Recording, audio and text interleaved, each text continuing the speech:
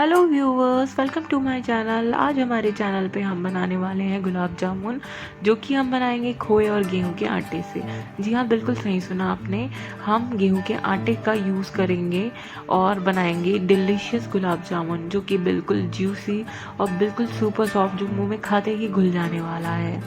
तो हम बिल्कुल बिना मैदे के गेहूं के आटे से और खोए से बनाने वाले हैं आज ये रेसिपी। आइए देखते हैं हमें करना क्या है।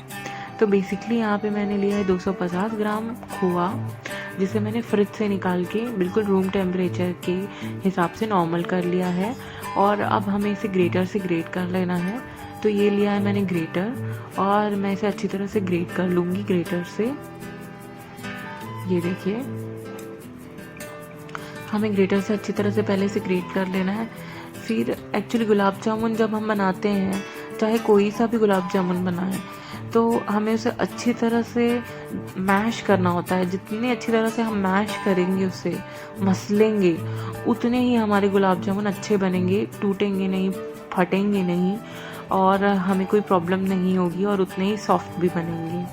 तो ये देखिए, मैंने इसे ग्रेटर से अच्छी तरह से ग्रेट कर लिया है। और अब मैं इसे हाथों से भी अच्छी तरह से मसलूँगी, कुछ इस तरह से। मेरी मम्मी ने मुझे ये रेसिपी बताई थी, और मेरी मम्मी कहा करती हैं कि जितने अच्छे से हम खोए को मसलेंगे, उतना ही अच्छी जो है गुलाब जामुन हमारे बनते हैं। तो ये मैंने लिया मैशर। मेरे पास इतना पेशेंस नहीं है बेसिकली कि मैं हाथ से अच्छी तरह से मैश करती रहूं, तो मैंने ये लिया मैशर, और उससे मैंने बहुत अच्छी तरह से खोए को मैश किया है। और अब मैं इसमें डाल रही हूँ 5 बड़े चम्मच गेहूं का आटा। ये मैंने 5 चम्मच, 4 से 5 बड़े चम्मच आपको गेहूं का आटा जो है डाल देना है। और फिर हमें खोए को और गेहूं के आटे को अच्छी तरह से मिलाना है। इसी समय आप इसमें डाल लीजिए 3 पिंच, करीब 3 चुटकी बेकिंग सोडा। आपके पास बेकिंग सोडा नहीं है तो आप मीठा सोडा भी यूज़ कर सकते हैं। और फिर हमें इन सब को अच्छी तरह से मिक्स करना है।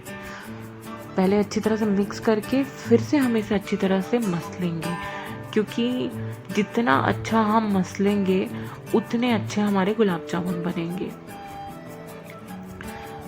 ये देखिए, इस तरह से। तो जब पहली बार मुझे ये रेसिपी मेरी मम्मी ने बना के खिलाई थी, तो मैं इस गुलाब जामुन की फ़ैन हो गई थी। बेसिकली मुझे ये बहुत अच्छा लगता है, मैदे वाले गुलाब जामुन से ज़्यादा अच्छा लगता है। और ये देखिए, फिर से इसे मैं मैशर से अच्छी तरह से मैश कर रही हूँ। ये हाथों से मेरी मम्मा मैश करती हैं, पर मुझ में इतना पेशेंस नहीं है बेसिकली, तो मैं हाथों से भी मैश कर रही हूँ थोड़ा बहुत, और मैं मैशर का भी यूज़ कर रही हूँ। ये देखिए, इस तरह से इसे मैश करना होता है। अगर आप हाथों से कर सकते हैं तो बहुत अच्छी बात है, नहीं तो आप मेरी तरह मैशर का यूज़ कर सकते हैं इस तरह से। क्योंकि जब तक आप इसे अच्छे से मसलेंगे नहीं, आपके गुलाब जामुन अच्छे बनेंगे नहीं। तो अब ये अच्छे से मसल गया है, ये अच्छी तरह से रेडी हो गया है। इसको कैसे जानना है वो भी मैं आपको बताऊंगी।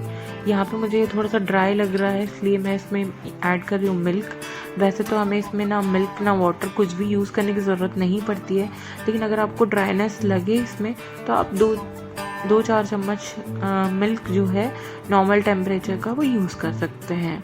तो मुझे थोड़ी सी ड्राइनेस लग रही थी, तो मैंने मिल्क यूज़ किया, और फिर से अच्छी तरह से मैं इसे मसल रही हूँ, मिक्स कर रही हूँ। ये देखिए, फिर से मैंने 2 चम्मच मिल्क ऐड किया है, और ये बिल्कुल अब परफेक्ट हो जाएगा, मुझे उम्मीद है। और ये हो गया है परफेक्ट बिल्कुल। मैं अच्छी तरह से मिक्स कर ले रही हूँ इसे। ये देखिए, और अब मैं इसे चेक करूँगी कि अच्छी तरह से हमारा आटा जो है वो तैयार हुआ है या नहीं। तो इसको चेक करने का मैं आपको तरीका बताती हूँ। आप थोड़ी सी लोई लीजिए, हाथों में इस तरह से उसे गोल गोल करिए, लोई बनाइए, सर्कल बनाइए जैसे हम रोटी के लिए बनाते हैं। और ये देखिए, पूरी तरफ से चिकना होना चाहिए, फटना नहीं चाहिए। इसे टैप करके देखिए, ये बिल्कुल नहीं फट रहा है, यानी कि ये प्रूफ करता है कि हमारा आटा अच्छी तरह से तैयार हो गया है। और ये है शुगर कैंडी बेसिकली इसे मिश्री बोलते हैं। तो ये हम गुलाब जामुन के बीच में डालने वाले हैं। आप चाहे तो किशमिश या पिस्ता या नट्स कोई भी डाल सकते हैं। तो मैं यहाँ पे शुगर कैंडी जो है वो डालूँगी।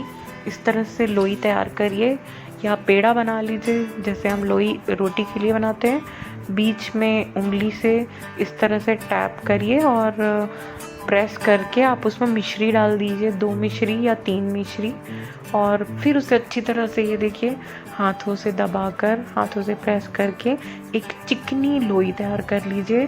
कहीं से भी ये कटी फटी नहीं होनी चाहिए।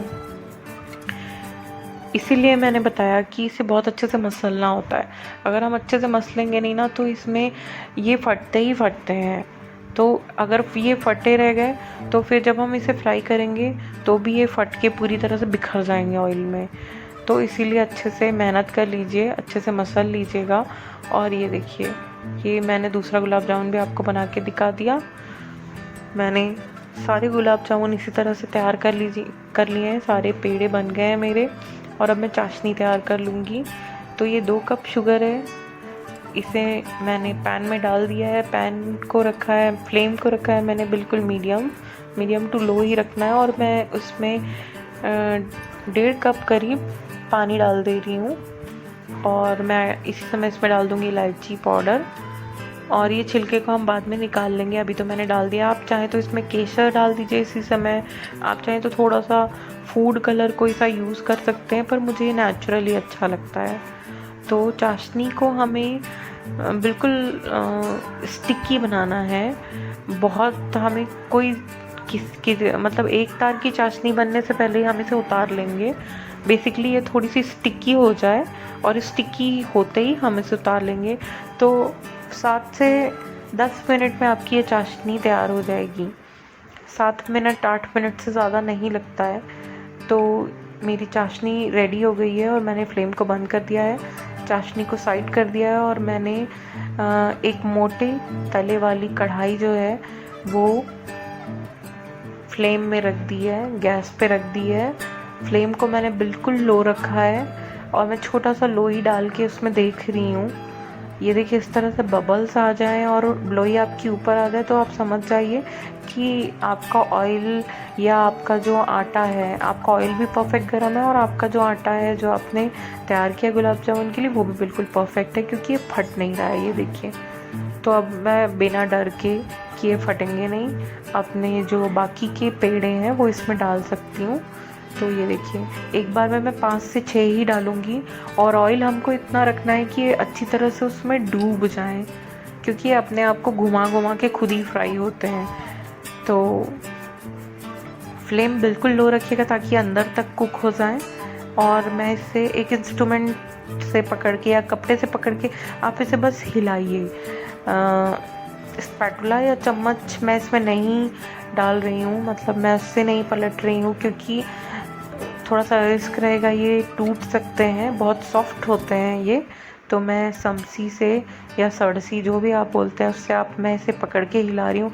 आप भी इसी तरह करिएगा ताकि आपके गुलाब जामुन बिल्कुल टूटे ना, फटे ना।